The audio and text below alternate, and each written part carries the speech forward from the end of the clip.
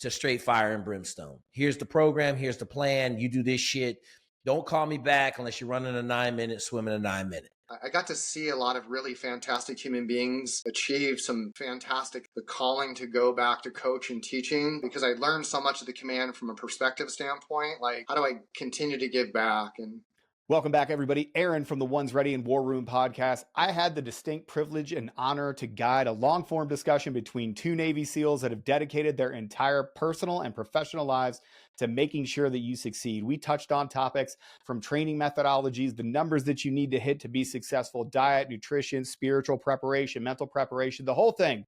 An Air Force PJ and two Navy SEALs walk into a bar. It sounds like a joke, but this conversation is for you if you're looking for that motivation to succeed and achieve your dreams. Jake Zweig and Mr. Nichols, Jeff Nichols, they both served on East Coast SEAL teams before they parted ways with the United States Navy to take on what they both do now, which is engage with you and help you achieve the goal that you are trying to get, whether that's law enforcement, first responders, some sort of special operations career and beyond. Mr. Nichols and Mr. Zweig, they are 100% the subject matter enthusiast that you need. I just want to say thanks to these two great men. We had a great conversation. I learned a lot, and I can't wait for you guys to listen to this entire thing. Thanks so much for following along. I hope you enjoyed this episode. And without further ado, Mr. Jeff Nichols, Mr. Jake Zweig, take it away. Thanks so much, everybody. Make sure you like, comment, subscribe wherever you see this. So what's up, everybody? You guys heard the intros. It's a funny joke that we were talking about right before we hopped onto this bad boy. Is like, you look at it and it sounds like a joke that your dad would say, right? Like two Navy SEALs and a PJ walk into a bar, and then some terrible joke follows. But welcome, everybody. Thank you for joining this conversation. I can't wait to get into it. We've got Jake Zweig, we've got Jeff Nichols, titans in the SEAL community of their own right. I'm excited to have you guys. How are you guys doing today? good, appreciate it. Thanks, Aaron, man. I can't be more honored to be on here with the Warriors, and we're going to get a little bit of information out there, man. I appreciate it.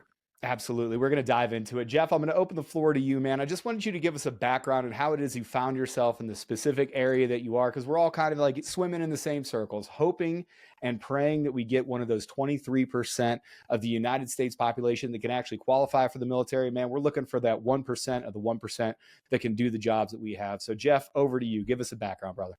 I think mine's probably really similar to like this is like going to be redundant, right? Like I was a college athlete that was really athletic, but not specifically talented, like overly talented in the sport to keep me in that sport.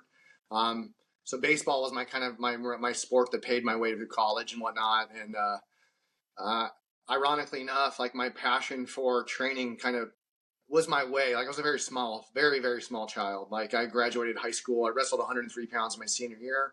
I magnanimously overcompensated for that with a huge chip on my shoulder and hard work. But it kind of, that hard work stuck with me in college. And when my baseball time ended, I became a strength coach at Troy University. I managed 14 varsity sports. And while I was there finishing up my undergrad and went into grad school there, 9/11 happened.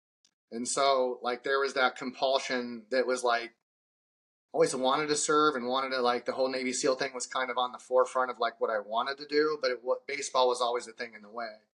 But after I stopped playing and then 9/11 happened, it was like a no-brainer.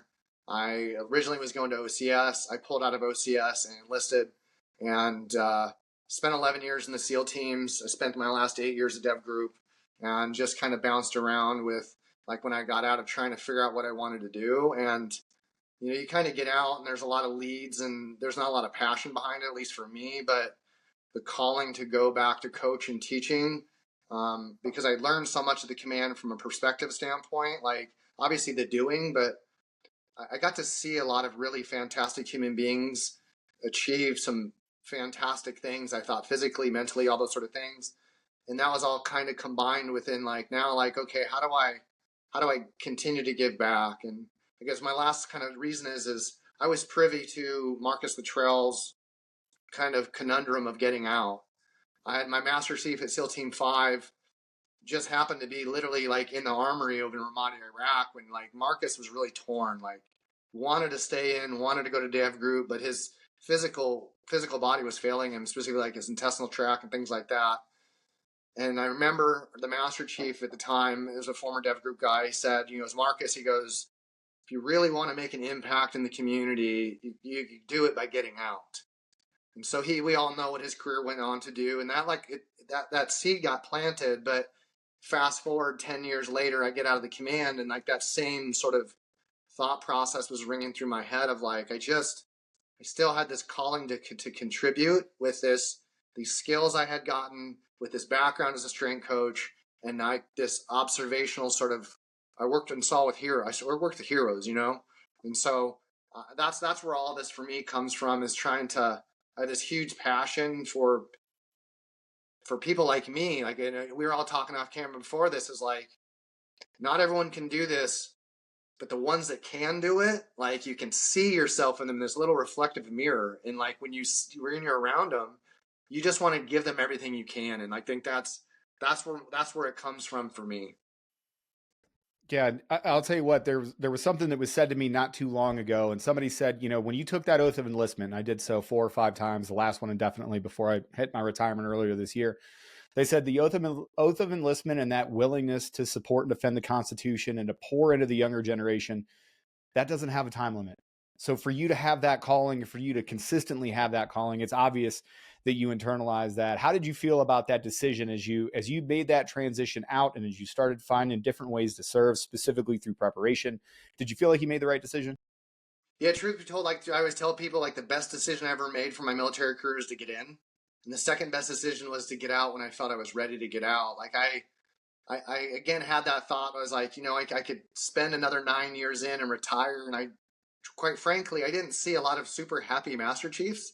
Like, we were tired, right? And so, like, I thought, like, I could spend the 9 years working my way up and become a Master Chief probably, or I could spend the next 9 years of trying to build something I'm passionate about where I still had some youth. And now it's been about 11 years since I've gotten out, 10 years, and I can look back now and go, yeah, like I'm thankful that I spent those remaining 9-10 years of doing what I'm doing now, instead of, I don't know. I'm sure my career would have been like fulfilling in a way, but I didn't financially, because I had finished college and been to grad school and things like that. I was like, I did all that before. I'm so thankful. That's one thing. I'm glad I finished college before I went in. Like, so I got out and I could just thrust myself into the workforce with the same kind of zest that I had becoming a SEAL, I guess.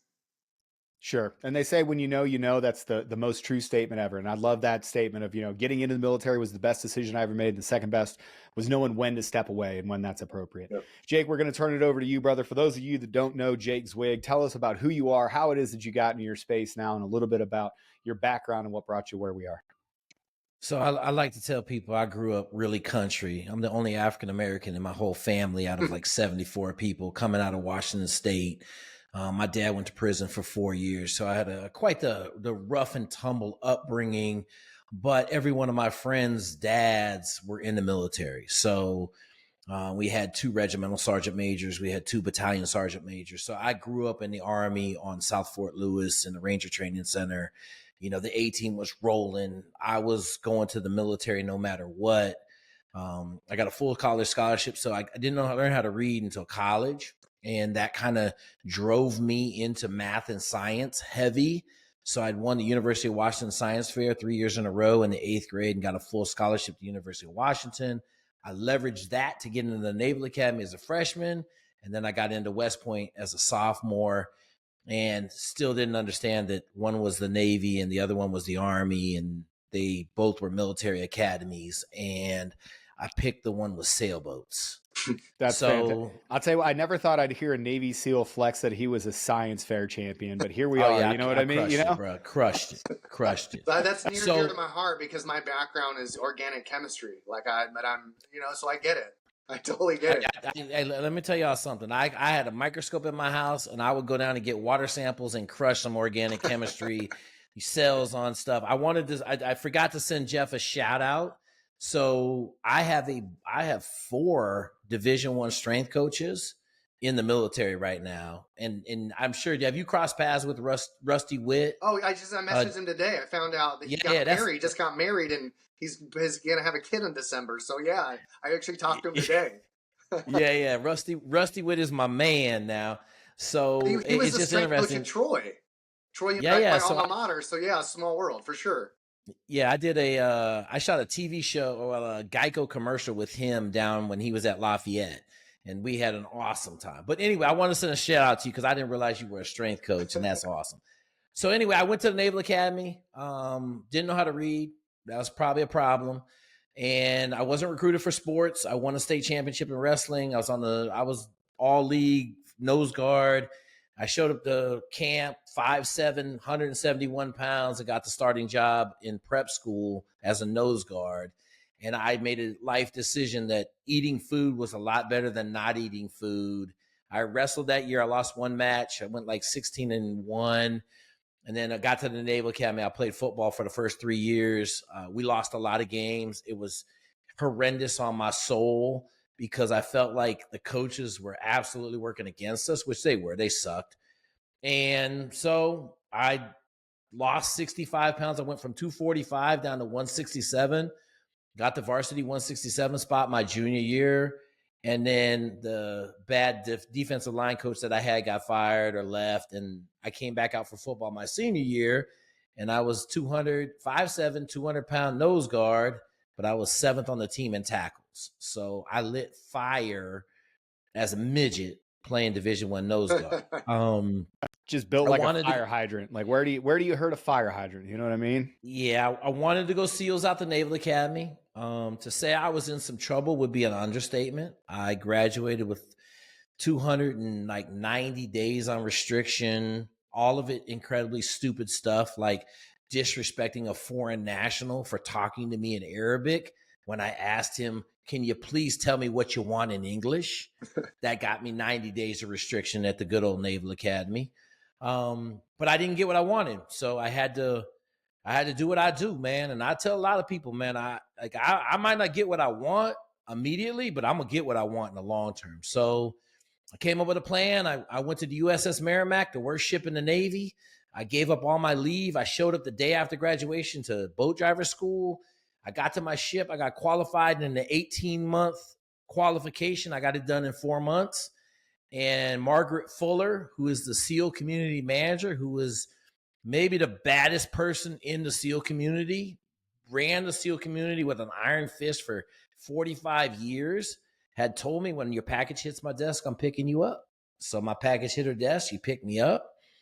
I spent another 18 months on the USS Marisnax, honing my awesome leadership, because you're on a ship with a bunch of worse people. Everybody on my ship had been fired, all the chiefs. I had a chief. My chief had 7 DUIs.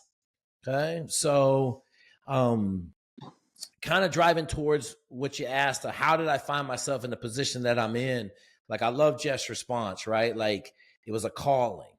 And one of the things that I didn't understand when I was younger is, like, I have the natural ability to lead because I don't really do a lot of BS. There's not a lot of fluff in my life, and I don't ask for fluff, and I don't have any pomp and circumstance. You know, like I told you, my dad's a truck driver, bro. Like, so was mine. Like, I communicate. 41 years, yeah. There we go. I communicate on a 2nd grade level. Okay. Every other word would be a cuss word if I could make it that way, but I'm trying to raise 3 kids to be better than me. So I tell the story. We did a demonstration at the Naval Academy. I was a Navy SEAL. It was kind of cool, but I volunteered for the crappy job, which was to lay explosives in the water on a dragger, right? Like, I didn't care, whatever. I wasn't out in the limelight. I had my scuba suit on. You know, we blew up the bridge. A bunch of dudes parachuted into the water. We had some guys fast rope onto the YPs and do a ship takedown. But when I got out of the water, I had like 25 African Americans around me. And so I was like, okay. And I knew, as the 8th Black officer in the SEAL teams, but I didn't understand the gravity until that moment right there. And then I realized, like, I had to start giving back. 2 of those guys went on to become Navy SEALs. And then that really started the train. 2003, I had the unique experience to bring Omega Psi Phi, which is an African-American fraternity, to the Naval Academy. Okay. And so that's when the mentorship really took root. On that 03 group of 7 guys, we have 4 Navy captains. We got submarine commander. We got all sorts of dudes. They're killing it. Same thing with the 04 line. So I formalized my process in 03 and 04 for life. And I tell everybody, I know Jeff is Navy SEAL. He does a lot of special operations, mentorship. I don't know what he does outside of special operations, but my world is 10 times bigger outside of special operations than inside. So like we got 250 pilots. We made 60 Army officers last year alone, 59 of those infantry officers. So outside of special operations, we have a lot of influence. We got 3 guys waiting to hear if they're going to go to Harvard Medical School this year. We have 2 guys at Harvard Medical School. So we do a lot of stuff, but all of that stuff was really formalized in 03 and 04. One of the young men on the 03 Omega Sci-Fi line wanted to go to Buds. I knew he wasn't ready. He didn't want to listen. So he promptly went out to Buds, told me he had achieved his life goal by getting through Hell Week, and then promptly got kicked out because he failed drown proofing. And that's when I made a quantum shift in my mentorship from, I will say this, I was coddling before. Coddling, trying to help, like trying to get people to understand what they needed to do, to straight fire and brimstone. Here's the program. Here's the plan. You do this shit. Don't call me back unless you're running a 9-minute, swimming a 9-minute. And so after I made that change, we started printing greatness. Really, there's a hole from 05 to 08, and then we just started printing greatness. And so we've had an impact on a absolutely metric ton of Navy SEALs since 08. And then there was another monumental shift in 2017 when I was at University of Illinois coaching football. A young man wanted to go SEALs, and I had him write up the physical program that I had been given to everybody, and that spawned the PDF, which is all over the place now.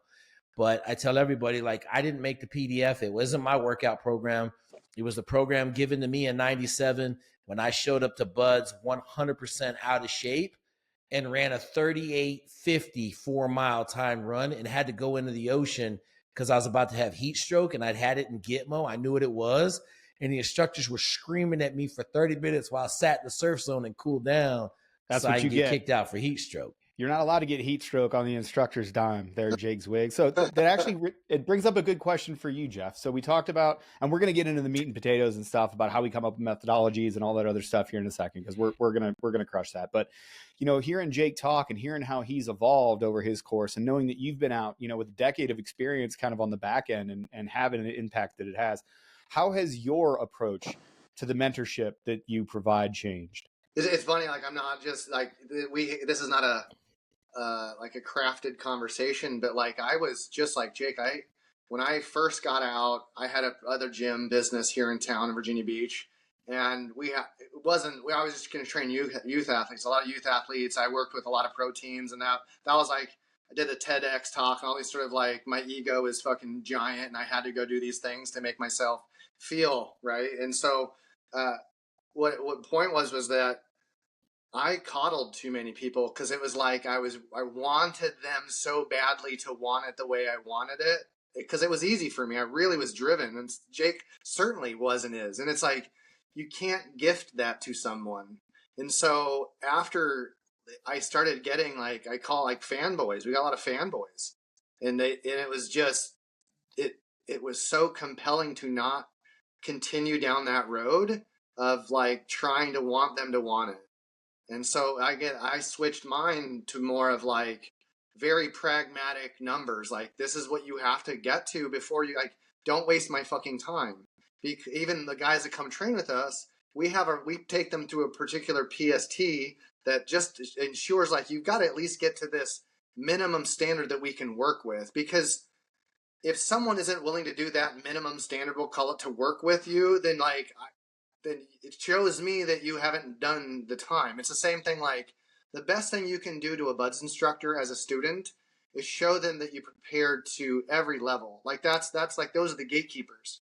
So if you can't get yourself to a position to go, hey, I give respect and honor to this position and this privilege, now teach me.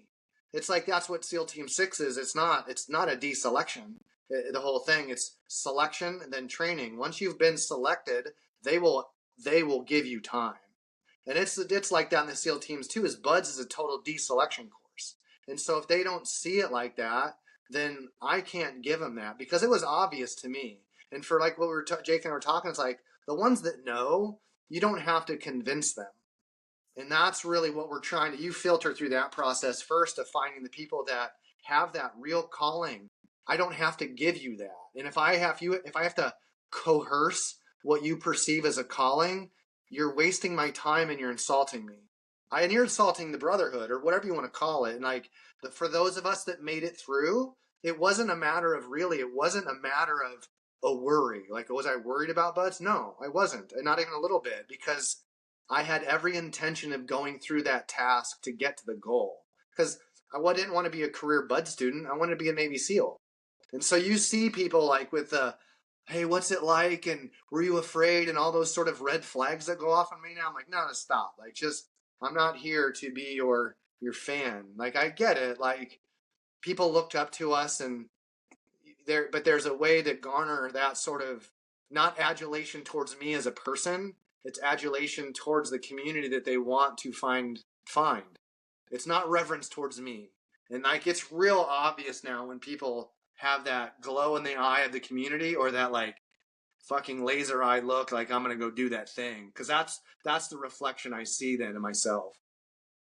And it's so hard to just take somebody. I just often wish that I could take these young men and women and just put them in my head for a second to see how I feel about it and to see my experience from it. It has nothing to do with assessment and selection. It had nothing to do with me going through Indoc.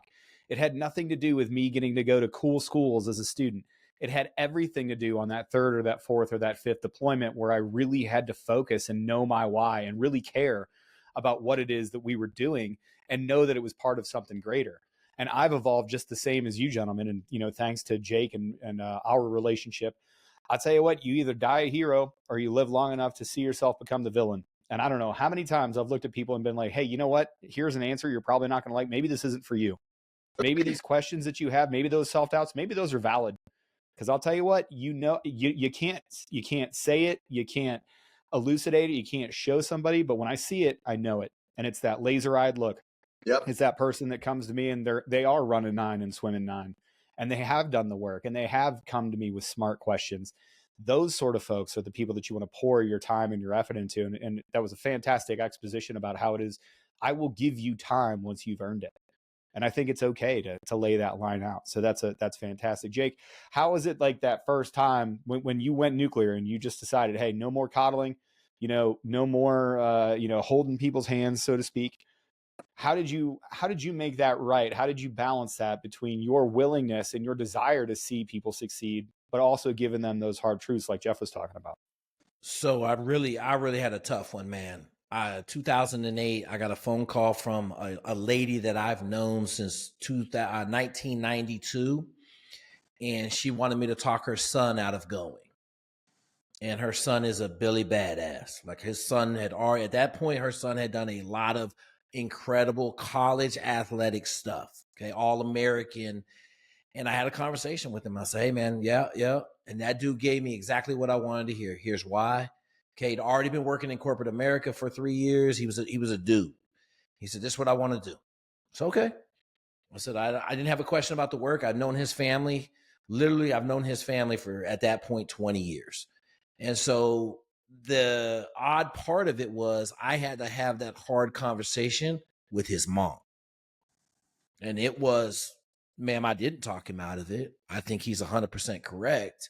I know that's not what you want to hear. I know he could get killed, but you're going to have to live up to it. And she was not happy at all. And I've had to have that conversation with another mom, and she took it a lot better. The other mom was trying to get him to pray every time they got off the phone, and he's a super religious family. And I told him, you're killing him. You're killing him, reminding him of how deadly the game is he's playing. She said, I understand. And so she stopped. So, I think it goes with leadership. If I rip somebody's face off, I'm going to give them a day. I got one the other day, man. I got a young lady who's in basic training right now. She's going to be an Army officer, and she's being soft. I blew her head up, and she was crying. And then I waited like 6 hours, and I called her back. And I said, are you ready to play real games? She said, I'm sorry. It's okay. Let's go. So I think if you rip somebody's head off, you got to go back to them. But I mean, now it really just comes down to, like you're saying, the standard of they have to be at the baseline minimum to even have a conversation. I've built most of the stuff in my program, like the master class. I built a master class so I didn't have to talk to 90% of the people, 95% of the people. They can go to the master class and get the master class was made on a young man who's currently at SEAL Team 5. Every conversation I had with him, I took notes because it was pre-COVID. I took notes, and every video comes out of every conversation I had with him with his whole process through Buds. So a lot of my stuff is kind of deference in that I don't want to talk to you. So go over here and get it. Yeah. Yeah, that's exactly why I have a YouTube channel. Right? Yeah.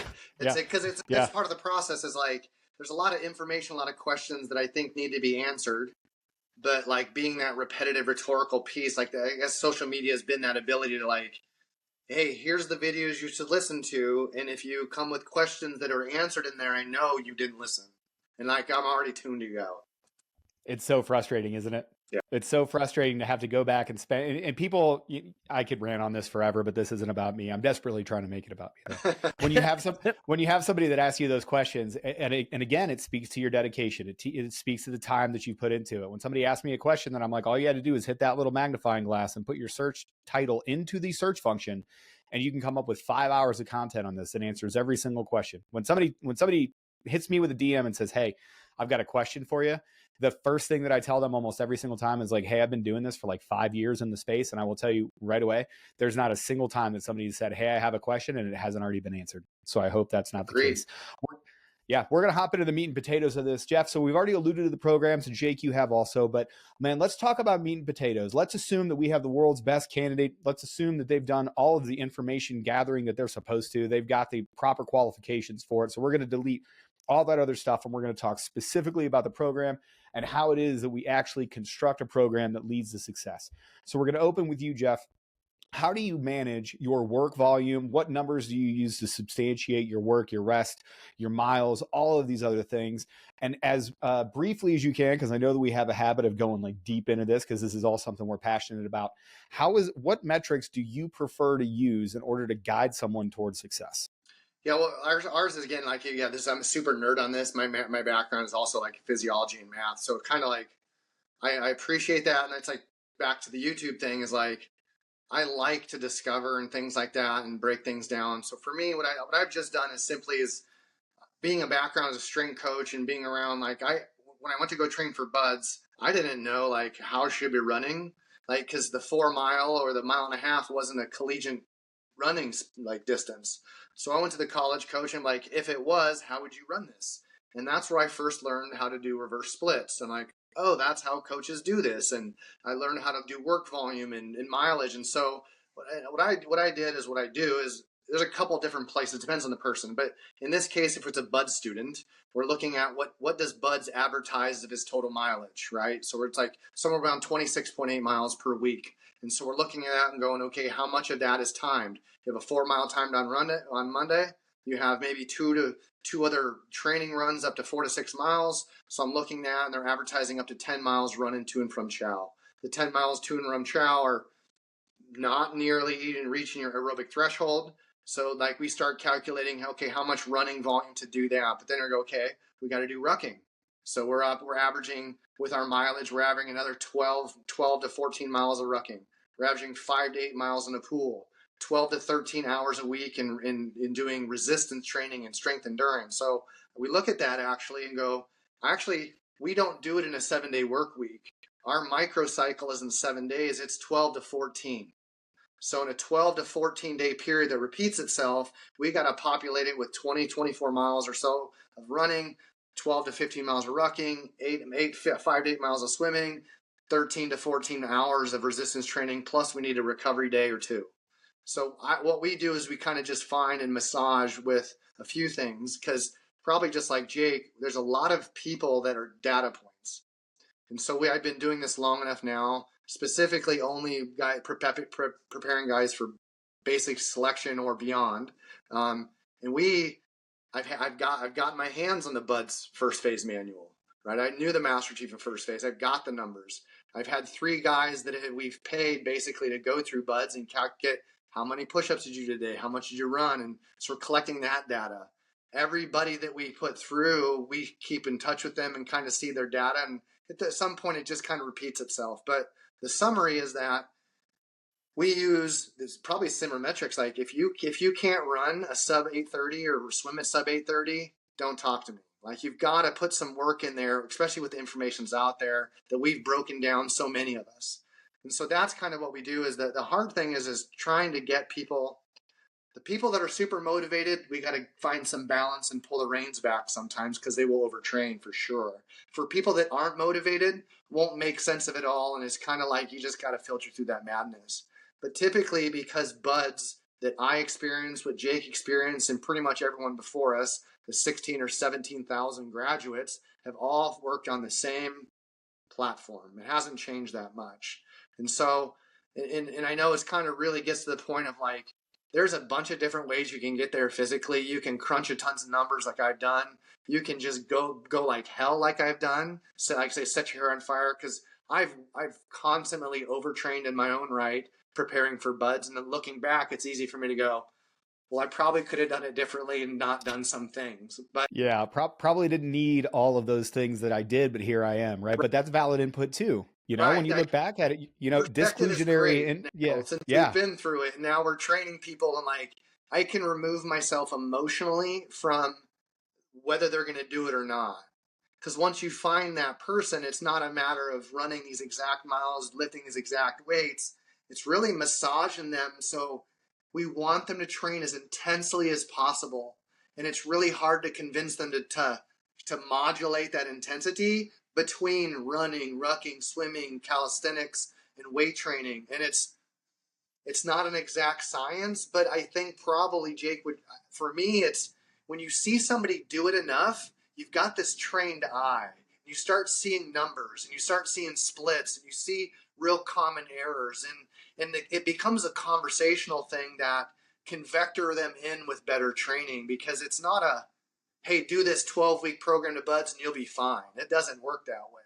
And so for me, I initially set out to write this perfect program, like this one long 360. It created more questions than answers, truly. And so what I've done is, based on what we see as a weakness with these PST numbers and their splits, and then we say, hey, do a 5RM, 5 rep max on a squat or a deadlift.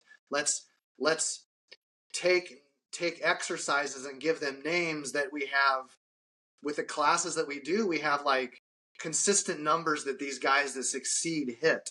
And so we start creating our own little metrics. Like if you have the NFL, you have the NFL Combine. And the NFL Combine, they're constantly compared against those historical numbers.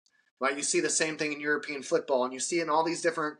And so like I've been doing it long enough that you kind of have these historical norms that for me say, this person is physically ready. The emotional, mental side is something I try not to get in too much stock right away, because that comes a little bit later. But I guess I don't know if I really, it's a moving target, but essentially we use a lot of numbers that come from buds, and I kind of break it down in a way, and we throttle it up, because like we've had a cross country athlete from Georgia Tech, Virginia Tech. He could run like the wind, but he was X, so not so great in this. We had a Olympic rower from Colombia, squatted a house, but he couldn't do push-ups. And we've had double PhDs. We've had a PhD from MIT. We've had all these we've had a kid that had a high school diploma, but was hard as woodpecker lips from Idaho. And you're like, where did this guy come from? And he's like squatting 3 times his body weight at 140. And you're like, holy shit. So it's metrics that we kind of calculate and get together and see norms, and we try to massage those with a conversation and coaching, I guess, is the best way I can say it.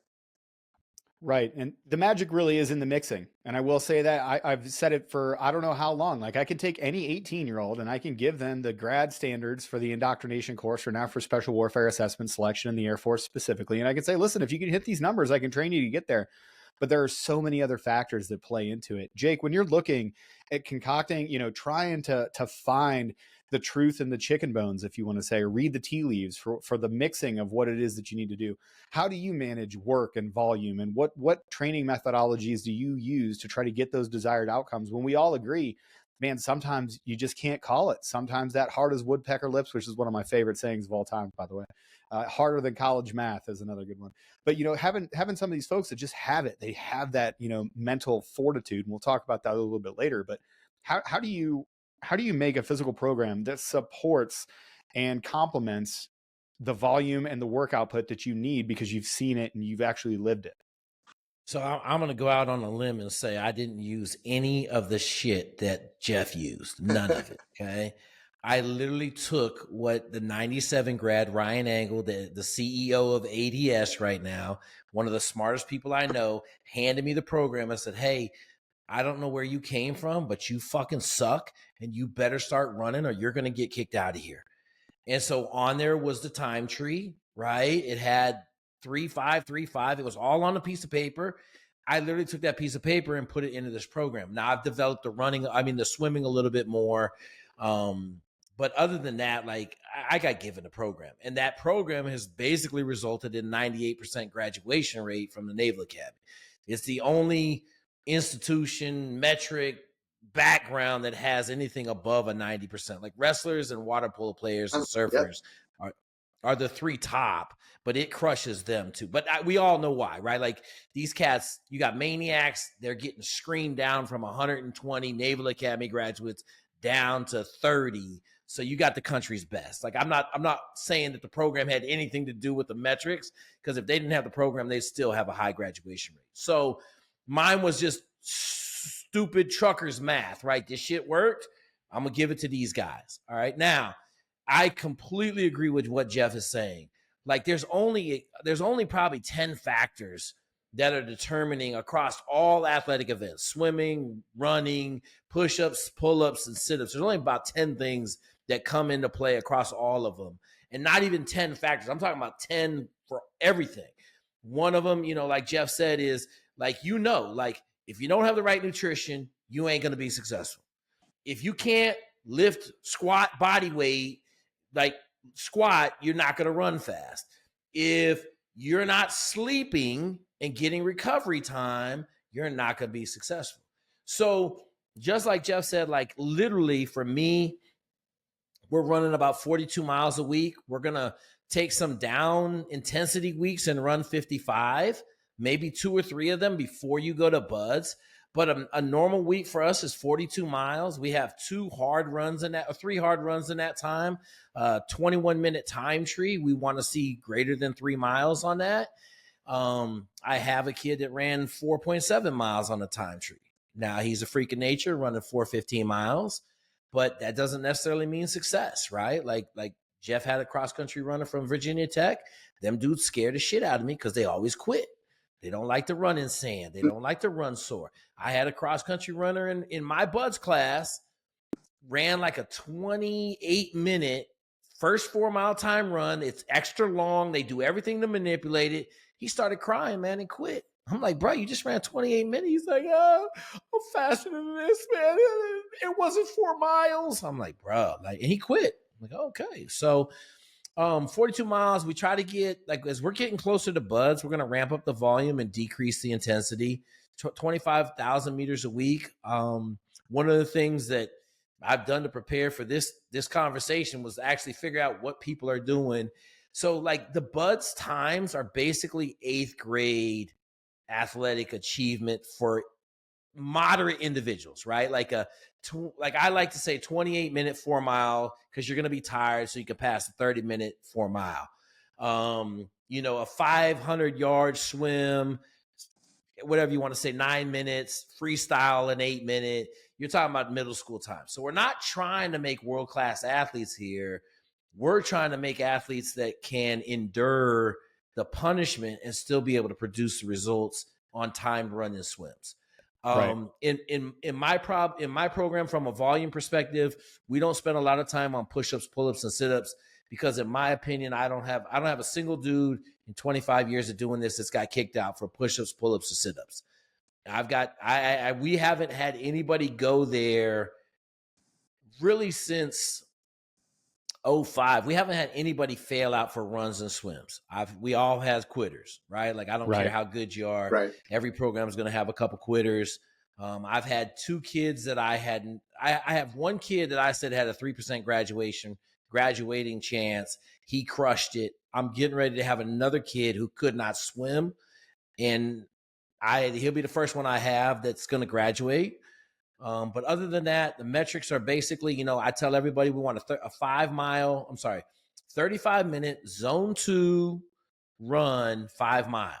And the reason we say that is because a lot of people are going to try to run 5 miles hard and get a 35, but I want a zone 2 35-minute, because then you're going to be able to pass those time runs when you're absolutely crap beaten to death in buds, which is 90% of the time. And you got a little bit of extra gas when they make it a 4.25 mile run, or, the tide's in and you're running in soft sand the whole way down.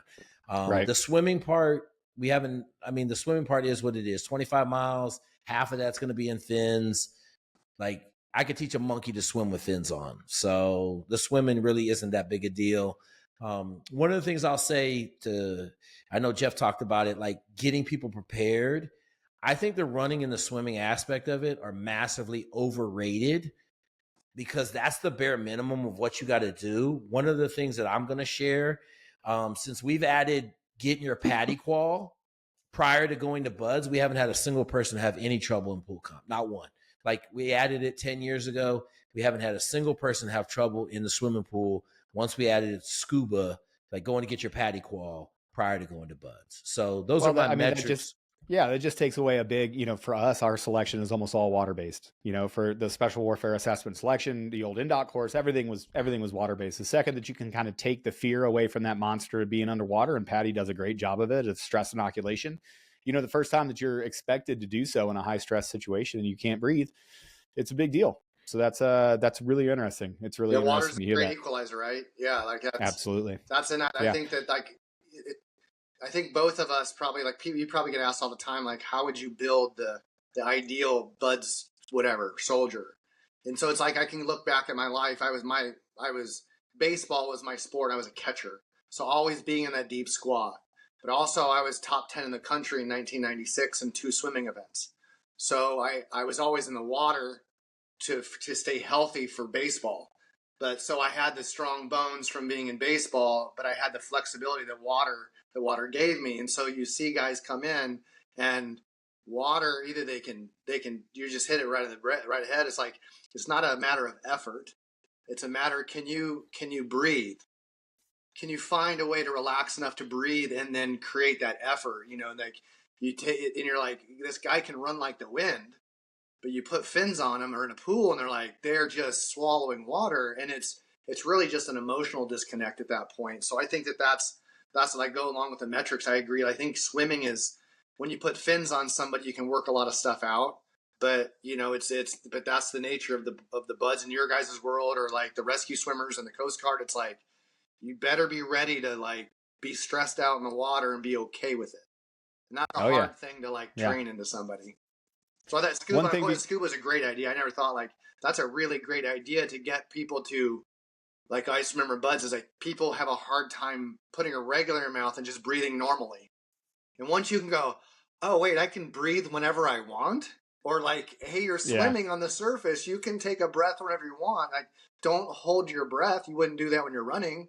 And so it's this mental disconnect that I think scuba calms a lot of people down. It's a great idea.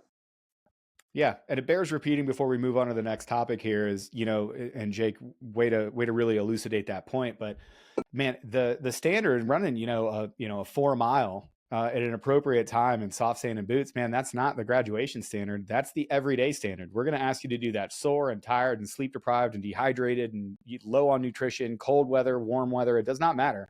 Like, people have to really get that in their head. And we do I say the same thing. People ask me what was the hardest part about indoc. The hardest part about indoc was waking up at every 4 o'clock in the morning and knowing the punches in the face were going to come. They didn't care about how I felt. They didn't care if I was ready for that day. You just have to go perform. And we're going to ask you to run that standard.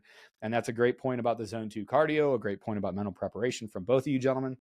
We're going to ask you to do that regardless of other environmental factors. And some people can handle it and some people can't.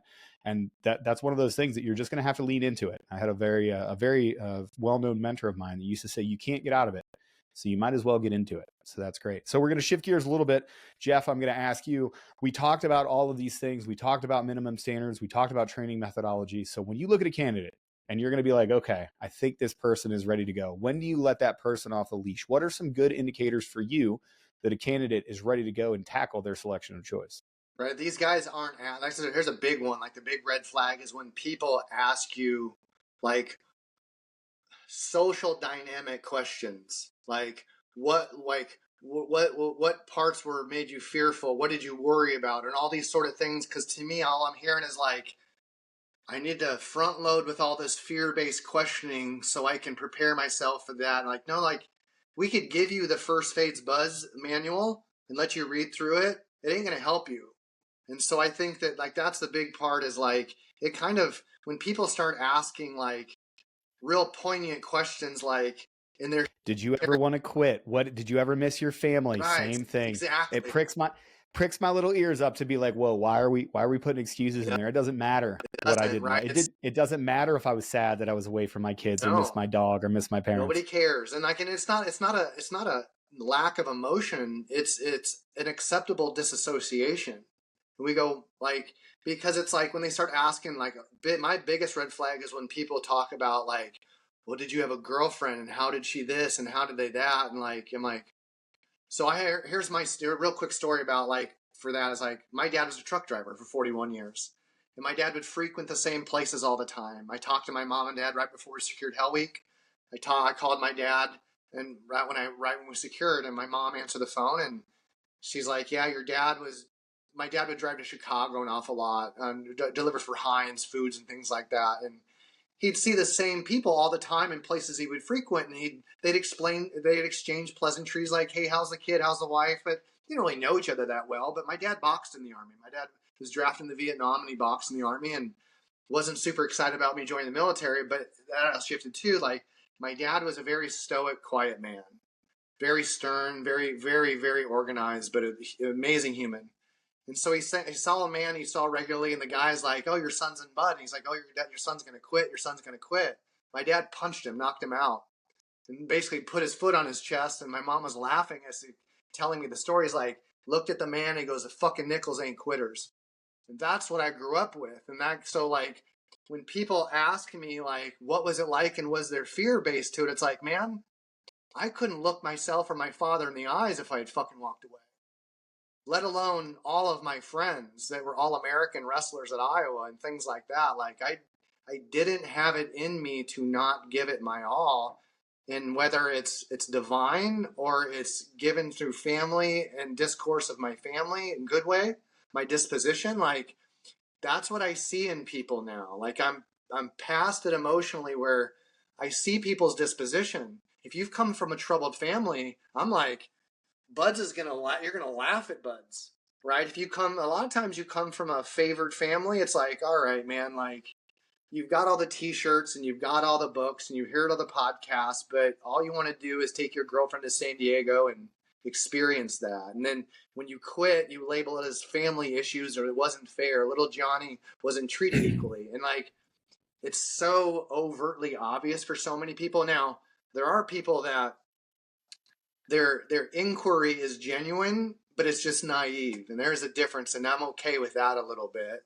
But quickly that naivety shifts more towards, hey, how do I get better? Not how do I offset my intrinsic fears that I can't front load.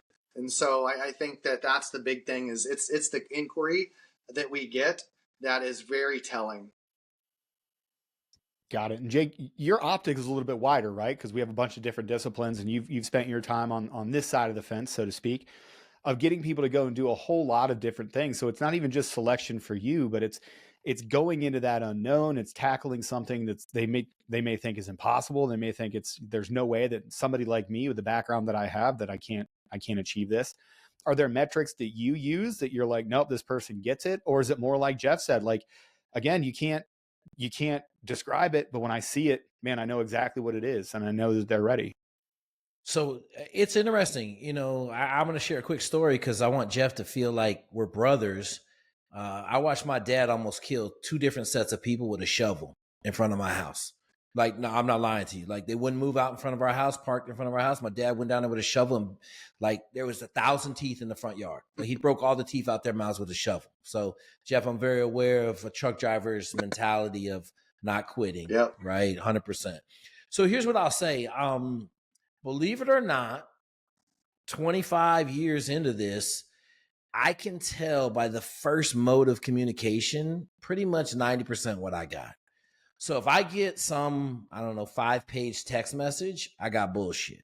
If I get a long diatribe on email, bullshit. Okay. If I get a short, succinct message, hey, I want to be a Navy SEAL. I understand you have a program. I'd like to talk to you about your master class. Can we jump on the phone? Okay. My first response is, okay, have you watched these videos? 90% of the time, they're like, no.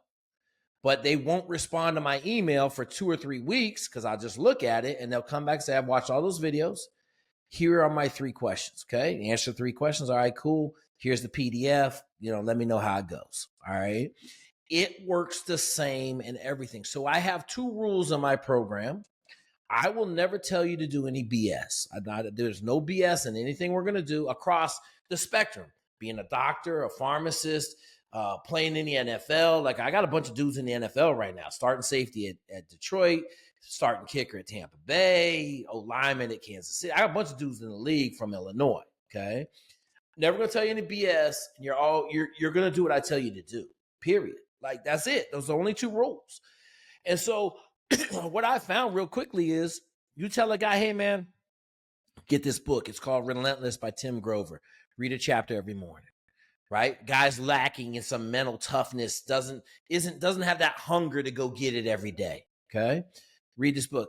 I'll wait 3 weeks and I'll call him up. Hey, man, what chapter did you read this morning? Oh, well, okay, cool. Don't call me again, okay? Like, I don't have a long leash. It's very short, but I can tell in the initial, like, whatever the communication is, I can tell right then. And I'm going to give you an example. This one is, so I hate to say this, but I'm going to say it. I mind talent, okay? Like cats taught, I said, I said, listen, man, I have access to the best talent in the country. And, well, how do you do it? I'm like, I've set up a metric. I set up the system that people call me for help, figure out the how. And in the process, I get to take the best ones. So right now, I got the number 1 programmer in the world, okay? In the world, number 1.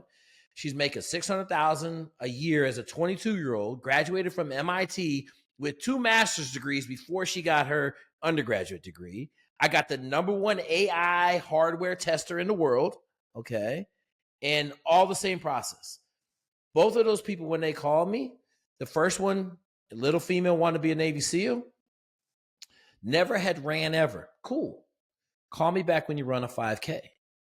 9 months later, I get a screenshot of the Boston Marathon 5K. 23 minutes. I said, okay.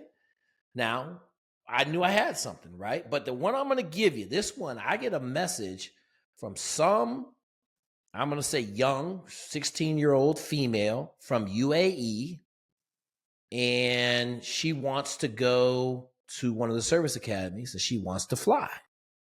And I respond with, what's your SAT score? She responded with 1,500, perfect 800 math. I'm like, okay. So then I set up a call. I have a rule. I don't talk to any females below 18. I don't talk to any boys under 17, period. I'm going to talk to you, your parents are on the phone. So I set up a call with her and her family. Like, her dad's a 53 mechanic and they're in UAE. They're from Wyoming, but I talked to her in 2 sentences. I knew exactly what I had. I had a complete rock star. Like, she is an animal. She is a dog. And so one of my good friends just had a Rhodes Scholar. His daughter is a Rhodes Scholar. She is standing right next to Isabella Sullivan, and she's 16 and doesn't know it. So, like, the ones like you're saying, both of you, like, the rock stars, man, shit, they shine so bright. All I do is I just make sure I put my sunglasses on and I guide them the best way I can. because those are the easy ones. Like she's going to get into every school she applies to. She's going to go fly whatever she wants to fly to. We're working on all that because we got 250 people before, right? Like we got guys that we know, okay, you want to go fly in the military. Here's what we got to do. We got to show up to the service academy. We want to have our private pilot's license. While we're at the service academy, we want to get another 100 hours of flying time in, right? Like all of that stuff is already built in because we've had the #1 powered flight guy from the Naval Academy. We've got 2 F-35 pilots right now in the pipeline. You know, we know what you have to do. If you really want to go fly fighter jets in the military, you better go fly commercial and have about 1,500 hours before you get there. But then you still got to be incredibly driven in flight school because you're going to have to beat 2 other commercial airline pilots that want to do the same thing you want to do. So all the same thing. I think the people that stand out, those are the ones that are easy. It's the next tier of guys that are not always as easy, right? Like, hey, I'm not, like I just took a call the other day. I'm not running, my runs aren't improving. Okay. Start with food. What are you eating? Okay. You're eating pasta every day. Okay. That's my go-to, right? I know Jeff is a rice guy. Okay. Boom. Okay. Pasta. All right. Boom, boom, boom. We work it down to my man was sleeping 4 hours a night. Like, bro, you're not going to get faster. 2 weeks ago, that phone call came in. He started sleeping 9 hours a night. All the times have adjusted. He's come down, you know? So those are the ones that I say, like that next 10, 15% are the ones where you got to do some work to make sure that they're getting what they need. I love that you teed up the nutrition question perfectly. So it's a good time to talk to Jeff about, we're going to drill down in this. And, the wrap up from that one is the very limited function that I'm here to provide. Man, sometimes the people that know that they're ready to go, and we say this over in our shop all the time, man, the attrition rate is 0 for the people that care, for the people that give a shit, for the people that want to put out and really care about it. You are 100% success rate. There is no attrition rate for people that care and for people that are ready to go. And just like you said, Jake, sometimes you can just see in their eyes, they're ready to go. And those people are ready. Like I can't tell you. I don't know how to figure it out. Jeff, let's switch gears to nutrition here. And we're talking specifically about fueling to get people to their highest athletic achievement. How is it that you like to both pre-fuel and refuel, both for recovery and performance when people are getting ready to tackle one of these things? Yeah, Ken, we vector on a few things, but typically it's kind of athlete dependent to a degree, because first we got to understand what they're doing first. Because diet's one of those things where if you try to make big sweeping changes, it's actually a big emotional stretcher and they won't stick to it. So when it comes to food quality, that's the first thing we look at, especially for like what the food quality in the United States is so poor. Like, for example, asthma wouldn't exist if people weren't eating white flour, enriched flour. That's where that inflammation of your sinuses and lungs, the inflammation that creates of all those pastas and things, especially if it's non-organic. If you're eating non-organic here in the United States, it's 100% guaranteed that you're eating glyphosate, which is a nerve gas, which is Monsanto's little baby, right? So that GI distress, that inflammation distress, like that's why so many people snore and have sleep apnea and have asthma. It's because directly from the seed oils or from the enriched flour in that processing mechanism, right? So it's literally bleach. It's bleach. It's using high arsenic, high volumes of bleach to take that brown wheat and make it white. And they did that at the turn of the century because dark bread did not look very good in newspapers. So the marketers are like, we need to bleach this so it looks palatable. And so now we have literally bleached flour and wheat in the United States, which creates so much respiratory inflammation. And that's where so many people can't run. If they're running and they're trying to improve their aerobic base and they're eating flour, they will not improve their aerobic base because of their inflammation to their sinuses and lungs. So that's the one part of, like, we try to say, hey, we try to educate. And that's a real hard thing to do because I don't have a PhD from Stanford or Stanford Medical School. So no one wants to listen to me, even if I'm right.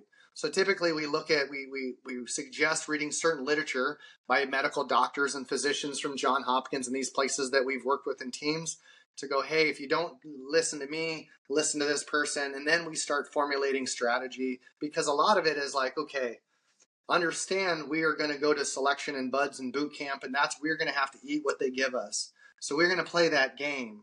But like we just had an Olympian, right, that we've trained that was in the 400 hurdles in the Olympics. So he's in Special Forces right now, SFAS.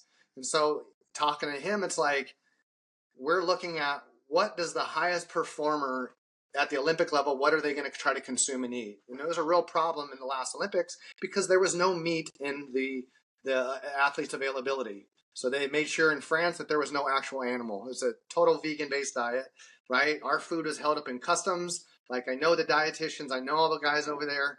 That's who I've worked with. Keenan Robinson, who's the head of aquatics, who was Michael Phelps' swim coach. That's who I talk to about swimming. Him and Bowerman. So that when I have swimming questions and dietetic questions, I go to the guys that work with their Olympians, say, what are you feeding these guys? And the problem is they're sponsored by Kraft and Kellogg's and all that bullshit too. So a lot of it's on the side trying to go, okay, I understand that that's a game and I want our athletes to perform at a super high level, but I wouldn't play games. Like I didn't even eat the food on deployments. Every 4 days I had 7 pounds of dehydrated food sent to me from my parents because I wouldn't eat the food overseas. Because it was, I'm getting bullets shot at me every fucking night, literally, for 8 years on deployment. I spent 308 days gone on deployment over my last 8 years of that command. I spent almost 7 years of my life in a combat zone. And I'm not going to eat that food. I'm not going to expect my athletes to eat that food, and I'm going to educate them why. Because the food that our military gets is grade F meat, which is only served to our prisoners and our service members, right? The fake meat isn't good, all that sort of stuff. So it becomes a real uphill battle because my mom is a chef. And she followed the food pyramid. To this day, she's had cancer 4 times. My dad died of cancer in Iowa, which is one of the most prolific places for glyphosate and wheat and corn and enriched soybean oil. And I'm not going to fucking die like my parents, and I'm not going to, and I love my mom. My dad has passed, and I have a great family life. I grew up in the Partridge family. I really did. And so I moved away at 17, went to college, and I had to start finding how this guy, this little kid who wrestled 103 pounds his senior year, how am I going to grow? How am I going to, my only way was hard work and a better diet. And so now at 46, where I was diabetic, in a short period of time, I'm not diabetic. I don't take any medication. I don't do anything, and I feel better than I've ever in my life. And so I have a ton of energy and zest behind this, not because I'm better than anyone, but fuck, man, I was lied to for so long by my government about what to eat and how to train. And our service members, I've worked with the Yankees, I've worked with the Golden State Warriors, I've worked with J.J. Watt, I've worked with DeMarcus Ware. Those are some of my athletes. And our service members deserve more than a J.J. Watt, God bless him, and DeMarcus Ware, and the Yankees, and the Phillies, and the Texans, and all these teams I've worked with. And that's why I don't work with those teams, because they're a bunch of kids that don't understand diet, and they don't have bullets slung at them. So what I do is I really adamant about how we fuel and refuel with good natural foods in this country, because that's why I just bought a 28-acre farm in Alabama, and I'm moving in 7 months to build a regenerative farm that I can get my own eggs, grow my own food, because COVID showed me a lot. COVID showed me that I can't trust anyone with my food. And you're telling me the food pyramid is bullshit? Right. This is news to me, my dude. Like, imagine. Right, the men that created the food pyramid, after they testified in Congress, ended up dead in a hotel room in London. Crazy. Ironically, right? So, all right. Listen, you want to go rabbit holes, baby? Right? I'll go deep as you want, man. I'll bring it down. If you on the wrong podcast to be talking. Because here's the thing. It's like, this is all we talk about. I love the privilege that I had. I really had a privilege to work where I got to work with the men I got to work on the limited bullshit that we had to eat. And look at what we all did. Look at what all these service members do that go kick ass and fly. Like, we've consulted for the Blue Angels, right? Like, all these things of like, wait, you're going to pull fucking 9 Gs and you just ate this garbage food, and like you're expecting to have a real cognitive benefit, and like you're working in vampire hours or shift work with the SWAT teams and this, and you're just like 7-Eleven taquitos isn't gonna cut it. So I feel in the same way to train with our athletes, I feel this real urge to educate them that higher quality food is the biggest place, the most substantial place, and Jake hit it too, sleep. What we eat and how we sleep are the greatest advantages in our gaps that we can really facilitate, because when someone's really tuned in, we can get them to train, man. But once we really educate them how to eat and how to sleep and how to be strong spiritually, man, now we got fucking superheroes. We got Now we got real life savages. superheroes, right? Man. And see, like I abuse my body in a way that like I don't regret because it taught me a lot, but I look back and I go, man, I undershot my capability physically, mentally, emotionally, and spiritually at a very high performing place. And I don't want these young men in a time where war doesn't get easier and easier. Things don't get easier and easier. And my son's about to graduate high school, and it's like, man, like, I want to finally be a real good example, like a real good example, even if I kind of sound like I'm a bit crazy sometimes, because maybe I am. But I just want to fill those gaps of education on diet the best I can. And that leads us to better sleep. And that's a whole other conversation. Then once they're eating right, and then they're sleeping right, and then we can get them right inside. And like that's the thing, is that spiritual gap that like I'm not there going to teach and preach and things like that, but there's no atheists in foxholes. And these men and women deserve the absolute best and the absolute truth. And that's where like this whole diet montage comes from. Because I really give a damn, because these men and women that Jake and I and all of us can mentor, they really give a damn. And like, I think they deserve the best, you know, and I think that's where my position is. Absolutely. And you know, somebody described it to me when I made all the same changes as you did, brother. I got there, you know, on, as we all do, we get there in our own time. And I made all of those same changes as well that we already talked about. So I'm not going to litigate or relitigate really what you said there. But, you know, somebody described nutrition to me as the molecular basis for how you are going to perform. Some people say it is you're never going to out train a bad diet, but somebody that really keyed in with me is it's literally the molecular basis for how your body is going to perform in every single form and function is handled by three things, and you can actually affect all three of them. You can affect how you eat, you can affect how you sleep, and the only autonomic system that you have in your body that you can control, right? I can't think and slow my heartbeat down. Yeah, to some extent I can think about calming things and slow my heart rate down, but breathing, breath work, those are the only three things that you can physically control that have the biggest outsized impact on how it is that you're performing on any given time. Jake, I think you're in violent agreement. We've talked about nutrition a whole lot. So given everything that Jeff just said, number one, I'll ask for any feedback or anything that you want to pile on. And then number two, what are the biggest mistakes that you're seeing people make that are trying to train for any one of these endeavors, or really just to be a good human, to be a good example for their kids, to live longer, to be cancer-free, to get away from all of these things that we're doing that are making us sick? Because food isn't just fuel, it's medicine. What are the big mistakes that you're seeing? And what about, what did Jeff just say that really seemed to hit home for you? So first, let me say this, Jeff, I'm sorry about the cancer in your family. I lost my mother-in-law, grew up in a cornfield in the middle of North Carolina, and she died of cancer. And my wife currently is working for Westat on the farmers cancer study. And she's fired up every day because we know Monsanto and the chemicals and all that stuff are killing people. Yep. Okay. So let's transition to a little nutrition. So as a wrestler, I got nutrition class in 7th grade.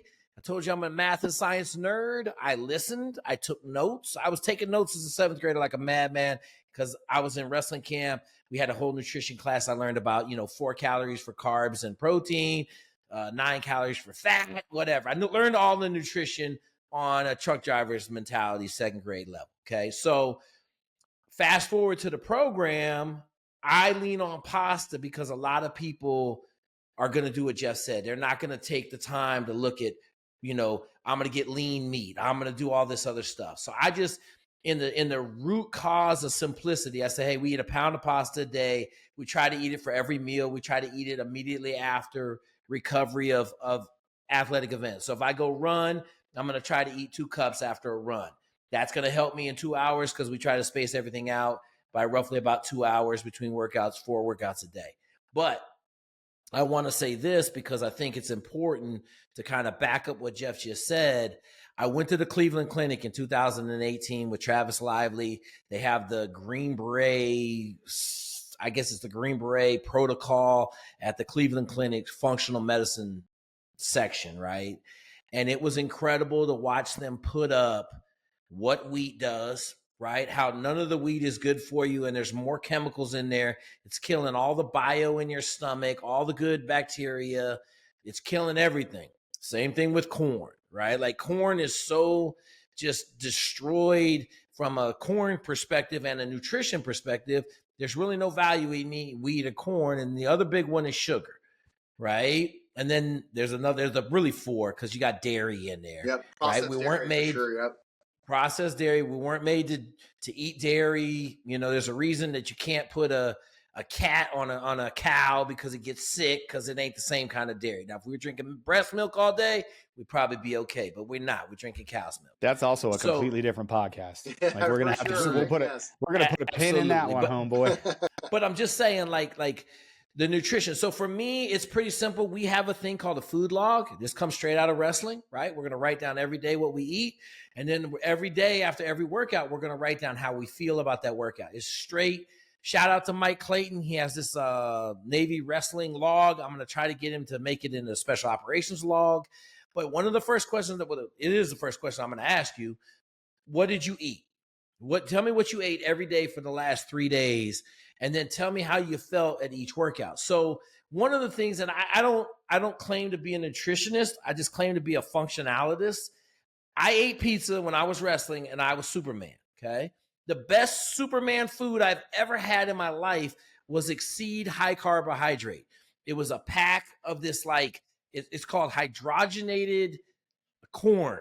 I don't know what it means. I just know it was 1,200 calories of nitroglycerin. But I took it in the morning after weigh-ins. I would wrestle like an animal. But what I really saw the benefits was the next day on my 12-mile lose weight run. I had some of the fastest run times I've ever had the day after a whole wrestling tournament. And I was just like, man.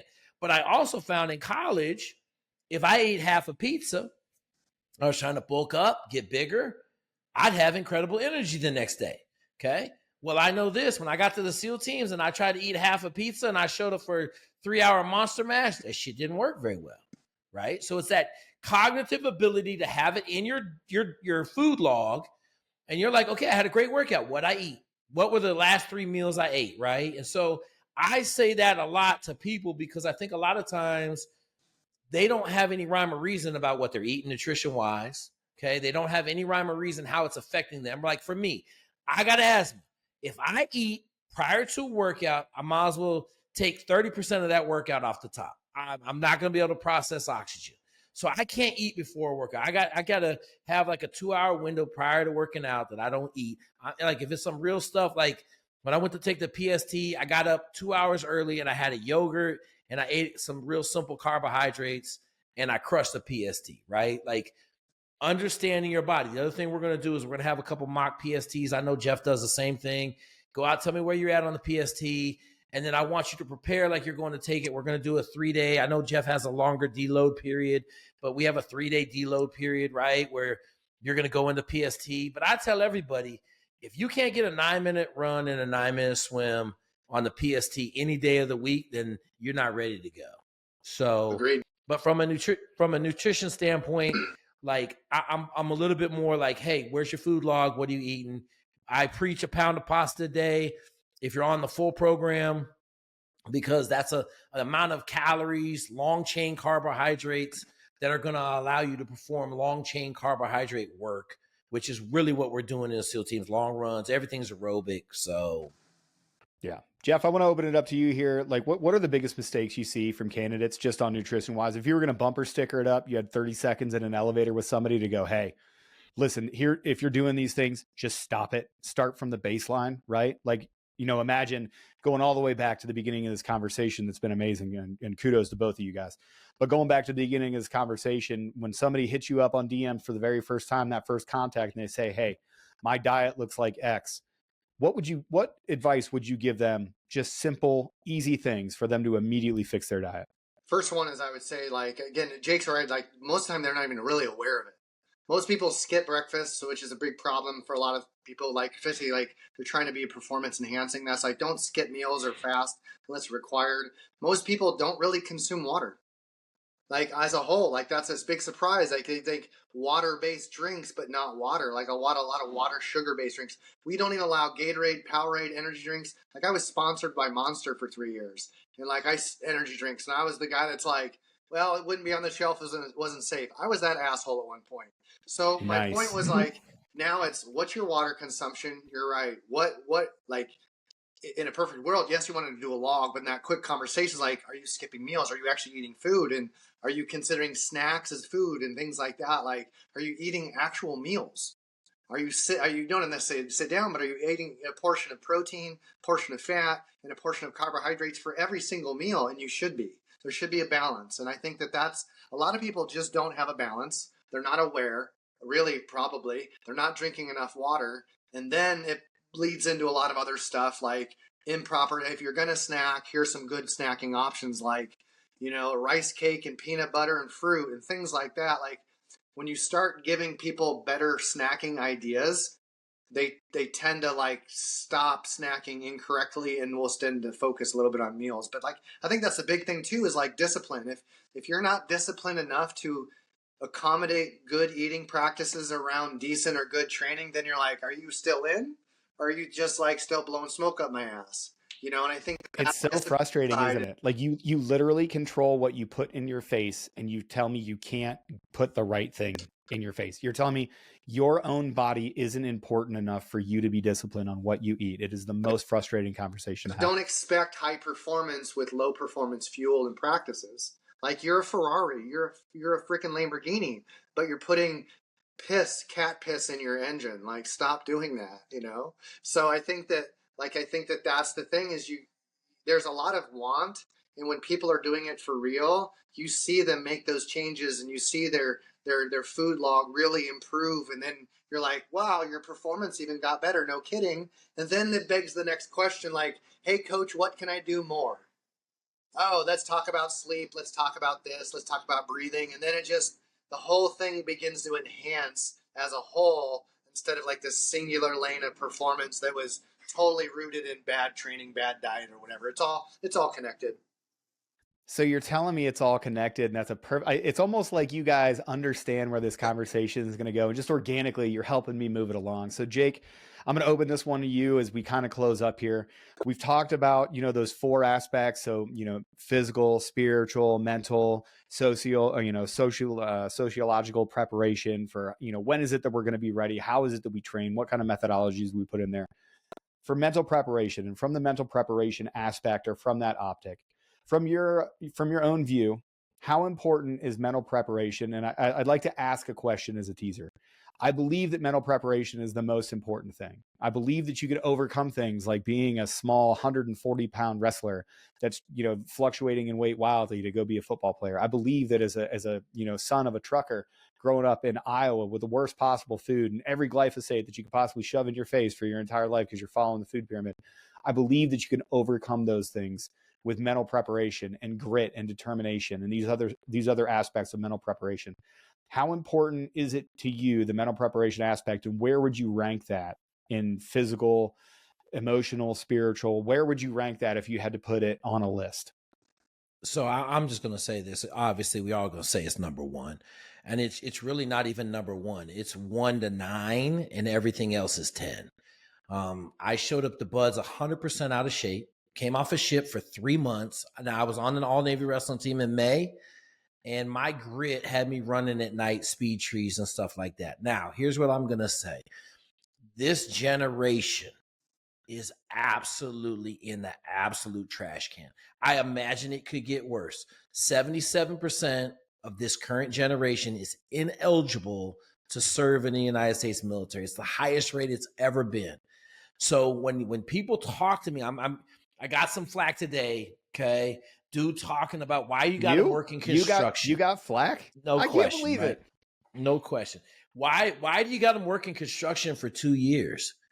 Because they're all called to duty like little children. Like they never played outside. They weren't on sports teams. They want to go be Navy SEALs, Army Rangers, Green Berets, but they don't have any. Like I look to the left and there's no grit in the background. None. And so I know for me, like, I mean, dog, I Got raised by a truck driver. Shit, we ain't had no money. Dude refused to work. Like every other year, he'd take a year off, okay?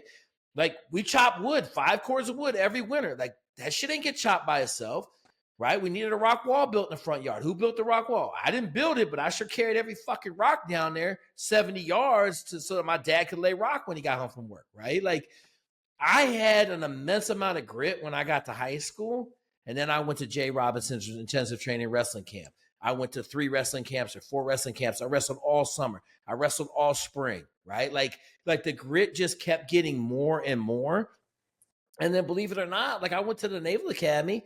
I couldn't read. And like if I didn't have no grit, I would have just bombed out of that place. Because there were so many times I had to and I'm not going to say cheat, but like I had to do dumb shit, like memorize an essay, 1,000-word essay, word for word, so that I could write that shit down on the test so that I could actually have a chance of fucking passing, you know? So in my opinion, like the mental preparation, I don't even call it mental preparation. You either have grit or you have to develop grit, or you will have no chance to be successful in the arena that we're talking about, which is special operations. Yeah, and I mean, that's a perfect segue, Jeff. You know, you served at the highest level solving national problems at Def Group. Like you obviously have the experience of, just like you said, deployed for more than 7 years and having, you know, extended deployments and having to overcome things like that. How important was that mental preparation, not only in you, but looking to the left and to the right, you know, as you're in those formations, you see people not only, okay, I'm sure you knew other wrestlers. I'm sure you knew other people from, you know, shout out to the Big Ten. You grew up in Iowa. I grew up in Ohio. Of course, you're going to have those things that you see in other people, but that grit, that resilience, that determination, how important is that to you, not only on those teams, but in those situations where it feels like the world's going to fall down on your head?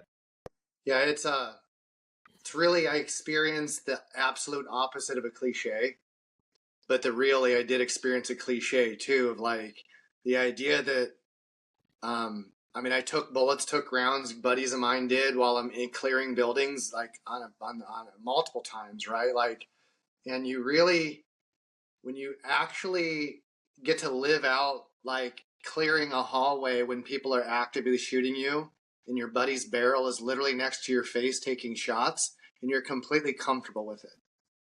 Like it gets to a place of like recklessness that's, from a personal standpoint, if someone's looking at it, you're like, that's completely reckless.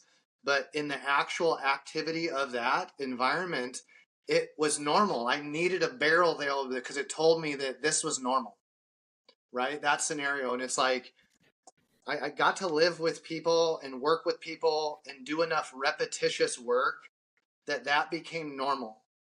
And being able to do the things I did with bad guys in the room, with other people next to me all the time, and making that normal, you know, that was a big emotional hurdle for me for getting out. Was like that sense of purpose was gone, that ideology a little bit, and that was a hard thing to transition. But now that I look back at with such reverence, and like Jake says, right, it's like there's something about it that I tell people. My wife taught me this.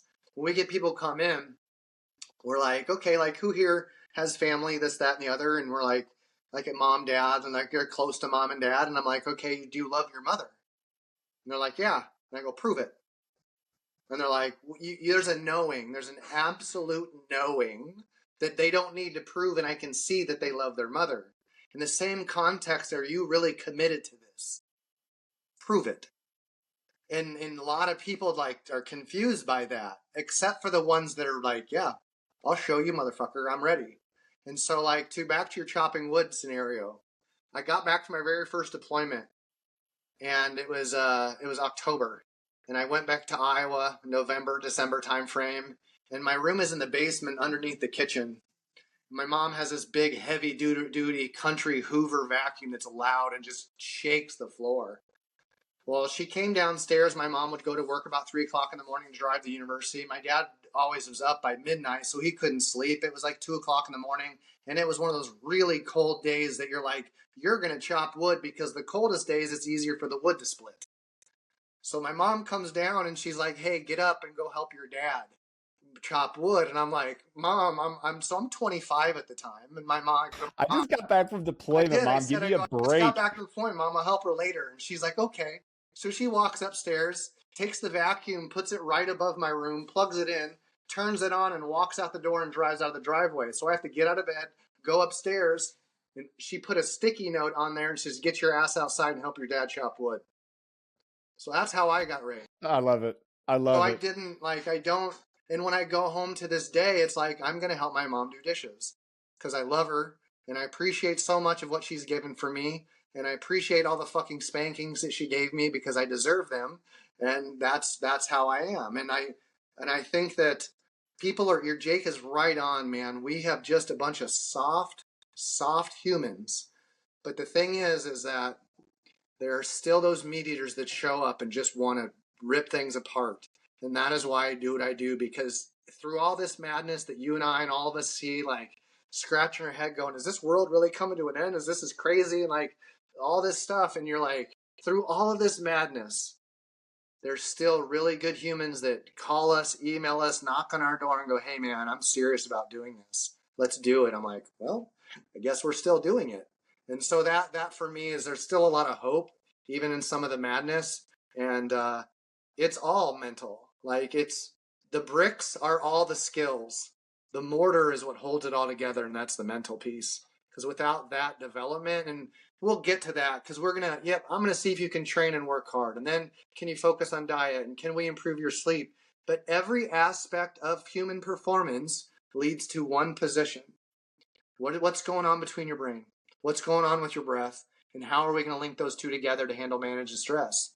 And at a highest level that I got to experience, we wore heart rate monitors on target. And my heart rate in a firefight averaged 86 beats a minute. That's where I sat at. I'd walk in, my heart rate would get up to 191, 178, and through the mountains of Afghanistan, carrying an 82-pound ladder on my shoulder for walking 14 kilometers a night. But I'd get to the ready point, the call would go out. I was the master breacher, lead breacher, whatever I was at the time. I'd set the charge on the door, my heart rate would settle. Blow the door, rounds would come through the door, and we would just sit there. And I remember my troop chief one time, he's like, "Let those motherfuckers inside sort it out first." And they just, rounds would come through the door. We'd wait for a mag change. We'd clear and shoot them in the face and be done with it. And that is what I did every single night for years. And I learned through these heroes how to manage and breathe through these positions of stress. And I was gifted in a way to work really hard, but I found myself around a bunch of really great humans that helped me harness that fire and helped me calm myself down so I could make decisions. And now it's like, there's some really gifted people that I know Jake works with on a regular basis, and that's the coolest part, is to see these humans go. They manifest these talents before I could, and before I could recognize them. And that's the gift, is that if being a teacher was good enough for Christ, it's good enough for me. And if I can be a teacher to these young men and women, then man, am I blessed. And so that's what I love doing. And I know that's where all of us that teach these young men and women, that's where we meet. And that's where I choose to meet Jake. I choose to meet Stu Smith. I choose to meet all these people that, like, we may not get there the same way, but I'm certain that we give a damn. I was going to ask you to go ahead and give me a summary as your final, but you just hit a walk-off home run. I'm just happy that I shut up long enough to let you do it. Jake, you got any final thoughts, brother, before we close this one up? Yeah, man. Hey, Jeff, what would you give to chop wood with your dad for one day again?